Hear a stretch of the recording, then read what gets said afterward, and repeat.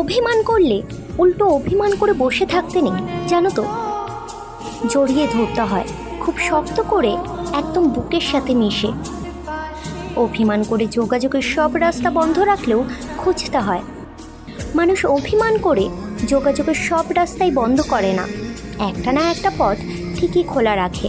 সে চায় যাতে হন্যে হয়ে খুঁজে নিক তাকে। অভিমানে মুখ ফিরিয়ে নিলে খুব শক্ত করে দুগাল ধরে সোজা ঠোঁটে চুমু খেতে হয়। ঠোঁটে চুমু খেলে অভিমান থাকে না। এই যে এত শত অভিমানে সম্পর্কের মৃত্যু ঘটে, অথচ অভিমান ভাঙলেই আদর বেড়ে যায়, সম্পর্ক টিকে যায়। একটু কষ্ট করে ইগো না দেখিয়ে অভিমান ভাঙা যায় না, বলো? হুটহাট অভিমানে দূরে থাকা ভীষণ যন্ত্রণার, বুক ভারী হয়ে আসে, কোনো কিছু ভালো লাগে না, সারাক্ষণ বিষণ্ণ লাগে মন।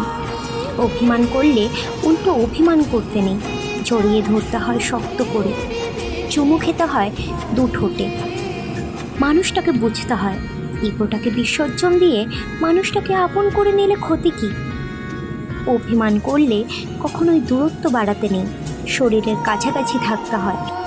মনের গভীরে গিয়ে মানুষটাকে আদরে আদরে উন্মাদ করে দিতে হয়। এতটা ভালোবাসতে হয় যতটা ভালোবাসা পাওয়ার ব্যাকুলতায় মানুষের মনে অভিমানের মেঘ জমে।